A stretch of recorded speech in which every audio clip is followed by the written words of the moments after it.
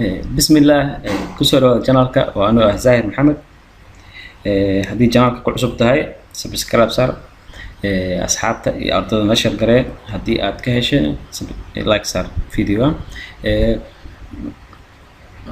ما أنت حقان دونا عشر كيني لحد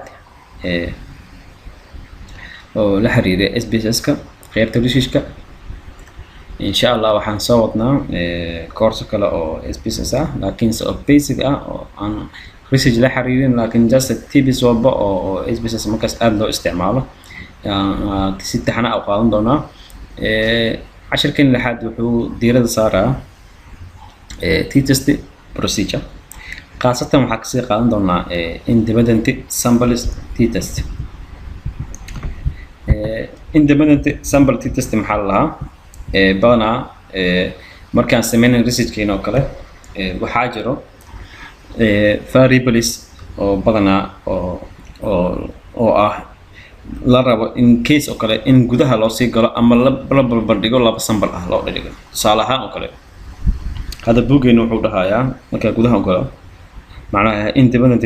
sample t-testiga waa waxaa markii aad barbardhigaysid laba mean oo laba different sample ah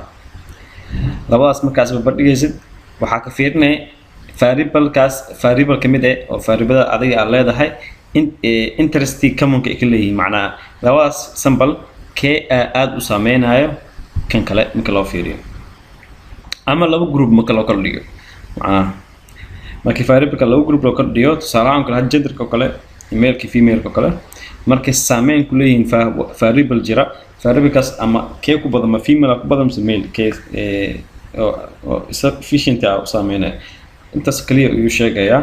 marka buuggeena marka aad gudaha gashid badanaa chapterka data buuggeena IBM-ka chapterka 11 oo t-test procedure-ka tusaale ahaan kale buuggeena wuxuu soo qaadanaa wuxuu ku dhahaa oo kale difference oo kale u dhexeeya male-ka female-ka oo kale markii loo fiiriyo exam-ka score-ka macnaha exam score-ka haddii kee badan oo kale scoreka examka ayaa badan male-ka badan mise female-ka oo kale markaa rabtid inaad ogaatid aad tusaalahan kale waxaa haystaa variable waxaa haystaa exam score variable-kana waa genderka iyo examka scoreka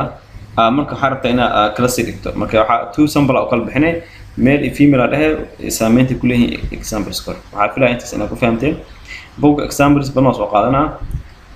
waxaa kaloo jiro paired sample t-test jiro waxaa jiro one sample t-test significant and effective laakiin se ma qaadan doono kaliya waxaan ka rabnaa independent ina ogaano okay marka xaggan taaganahay wuxuu ku leeyahay markaad taagan tahay SPSS-ka qaybta comparka mean-ka independent t-test xaggaas laga helaa tusaalahaan oo kale markaa buuggan fiirisid wuxuu ku sheegayaa in badanaa la testigareeyo variable continuous variable ah marka la leeyahay macnaha continuous variable-ka badanaa waxaa asal ahaan ka imaaday quantitative variable-ka laba kala baxaayo sida discrete iyo continuous marka continuous waxyaalaha aan badanaa nambarada oo socda mar walba marka continuous variable-ka such as macnaha continuous variable soo qaadanaa total bounty oo kale qofka kale waa continuous variable tusaalahaan kale markii la barbardhiga oo kale waxaa jira marka oo rabtay hal single variable markuu yahay aad rabtay inaad laba kala dhigto wuxuu leeyahay grouping variable groupka laba kala bixinaysaa sidaasaas ku qaybinaysaa marka waxaa ku arki doonaa procedure-ka meeshaan la tagaa independent test qaabka loo sameeyo ku sheegaa qaabka loo geliyo waa kana meeshaan hadda ujeedin two group loo kala qaybin doona haddii variable-ka already oo values leeyahay 1 iyo 2 ku leeyihiin 1 iyo 2 kaliya gelinaysaa kadibna hore ugu soconaysaa tusaalahaan ka qaybta output-ka imaano marka output-ka imaadid waa kana tusaalahaan kale hadda waxaa baaraynaa oo kale wuxuu ku dhahaa independent testiga analyze indicate 64 female ay yihiin waa female waaye male-na waa 41 waaye mean-koodna waa mid 102 midna 98 waa marka asaas fiirisid meeshaan waxaa fiirinaya b value significant maaha markaas u fiirisid maxaa yeelay labadoodaba waa more than 0.05 waaye sidoo kale haddii in case oo kale leafing testiga asaga laftirkiisa uusan lahayn waxaad qaadan doontaa single kalka significant tutelka teeda kalena labadan equal iyo unequal lama ka isbarbardhigaa tusaale ahaan kale mar walba haddii labadooda haddii insignificant yihiin tusaale ahaan kale haddii equalka oo insignificant uu yahay unequalkana uu yahay markaas waa qaadan kartaa unequalka laakiin labadooda marka insignificant yihiin badanaa waxaa equalka inaad qaadataa fiican inkasta oo badanaa aan report gareyn markii insignificant markaa tahay lama report gareeyo badanaa sidaa daraaddeeda marka aan akhrino waxaa ku dhaca tusaale ahaan kale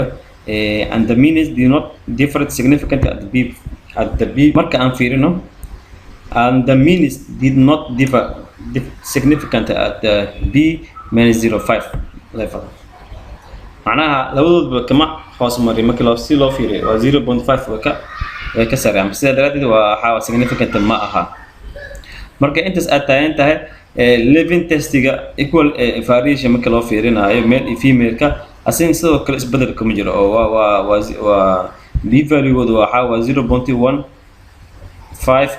macnaha 0.05 kama hoos mar oo ka sarreeya marka sidaa daraaddeed resultigu wuxuu sheegaa in maadaama ay labadooda insignificant yihiin mar walba waxaa fiican equal-ka inaad soo report garayso haddaad soo report garaynayso okay marka intaas waa just waa cashirkeena kaliya aan tagna qaybta practice aan tagna practice aan dhan tusaalahaas alpha variable soo qaadan doonaa waxaad tagaysaa analyze compare mean independent sample t-test okay variable-kii aan rabno waa efficient oo kale efficient aan qaadanaynaa grouping-kina waxaa qaadan doonaa gender marka lahadid jabal oo okay waa active ma soo jeed marka maadaama rabna in active ka dhigno wuxuu rabaa group dynamic inaad define gareyna oo ku dhufana aniga male iyo female 1 iyo 2 oo jira hadii ku qornayn oo gelin kartaa markaas waxaad dhahaysaa 1 iyo inta tagaysaa 2 aad dhahay kadibna okay continue aad dhahaysaa kadib active oo noqonaa okay marka dhahdo waa kana efficiency male-ka iyo female-ka sambalka waa 40 iyo 20 waaye mean-ku waa mid 446 15 midna waxaa waaye 4.6833 okay standard deviation waa kaas markii aan tagno equal variance markaa tagno significant ma aha teeda markii la fiiriyo significant total-ka waa asagna ma aha waa greater than 0.05 waaye saas markay tahay macnaheed maxaa wax significant ama wax different ah ma jiro marka loo fiiriyo efficient-ha iyo gender-ka macnaha male iyo female markii loo fiiriyo efficiency wax farqi ah ma jiro marka sidaa daraaddeed insignificant ma aha laakiinse waxaa la isbarbardhigaa mar walba muhiimadu waxaa waa aaniga iloobe mean-ka waa mean-ka midka sare ah mar walba waxaa noqonaya significant oo ah mid kasta mar walba saameyn yeelan doono laakiinse haddii model markii loo fiiriyay oo independent sample testiga uusan significant ahayn mean-ka markaas macnaha lama wax macno ma sameynaa marka hore waa inuu significant yahay inay jiraan difference inuu jiro hadduu difference jirin macnaheed waxaa waaye laakiinse hadduu difference jiro waxaa mean-ka waa mar walba midka sareeya wuxuu noqon doonaa midka oo saameynta leh oo ka sareeya midka kale marka la report gareynayo sidaa la sameeyaa independent sample t-test analyze result-ga markaas waxaa is used to test compare values of continuous level marka loo fiirinayo ratio ahaada ama interval normally marka loo fiirinayo t-test waxaa loo isbarbardhigaa laba mean sidaa daraaddeed markii loo fiiriyo male iyo female statistical significant ahaan aan u qaadano tusaalaanku maadaama uu data insignificant yahay laakiin waxaa ka dhigaynaa anaga inuu yahay significant tusaalaanku waxaa dhinaca 0.03 aad dhexina ana significant yahay ka dhigaynaa marka maadaama dhaysi efficient ah fiirinaysaa okay table ka soo qaadanaysaa waxaa soo guurinaysaa variable-kaaga male iyo female aniga laba sample noo ahaa numberkooda soo qaadanaysaa waxaa soo qaadanaysaa mean-kooda standard deviation-ka t value b value okay intaas markaa soo qaadatid waxaa dhahaynaa maadaama labada min ee uu sareeyo mailka marka waxaa dhahaynaa jawaabta qoran waxaa dhahaynaa efficiency has found statistically significant difference between male and female and we conclude that male has more efficiency than female maxaa yeelay markii minka loo fiiriyo isbarbar dhigo waxaa sareeya mailka marka intaas waa soo saar loo report gareeyaa badanaa lama isticmaalo markii badanaa resiijada laguma isticmaalo laakiin se muhiim waa markaa rabta in bontis aa cadeyso oo rabto inaa bontiyan inaa cadeyso aa dhahdo meel hebel oo kale inuu kala saarto kale markaa u baahantaa oo kale aa la isticmaalaa waxaa filaa in intaas useful yahay haddii aad fahamtana aad ka heshay cashirka like saar asxaabtana la sheergaree ardayda kale ee daneynaya inay wax ka bartaan SPSS-ka waxaan filaa cashirkeena xiga inuu yahay ANOVA silsilada noo soo socotay oo research-ka la xiriiray badanaa waxaan filaa in ANOVA kusoo gabagabeyn doono cashirkeena toddobaad insha Allah asagna mar dhow soo gelin doonaa kadibna waxaa bilaabi doonaa mawduucyo kale oo SPSS la xiriira iyo barnaamijyo kale insha Allah haddii channelkan aad hore subscribe si aad ula noqoto qofka ugu horeeya oo arka casharada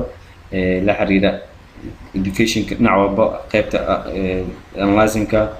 ha ahaado SPSS ha ahaado EView ha ahaado startup iyo excelba teeda kale waxyaalaha aan soo bandhigno waxaa ka mid ah scholarshipbada badanaa inkastoo aad maalmahan COVID-19 saameyn oo ku yeeshto badanaa isdhexgalka iyo socodka yaraaday laakiin insha Allah asagna soo gelin doonaa teeda kale waxaa soo gelin doonaa insha Allah casharada badanaa loo isticmaalo online coursiga oo free-ga ah oo shahada lagu bixiyo asagna soo dhigi doonaa insha Allah intaas cashirkeena oo ahaato cashirkeen dambe wuxuu noqon doonaa ANOVA waana qaybteena ugu dambeysay markii loo eego research-ka SPSS-ka insha Allah asagna waxaa soo dhigi doonaa isbuuc dambe intaas sidaas ayay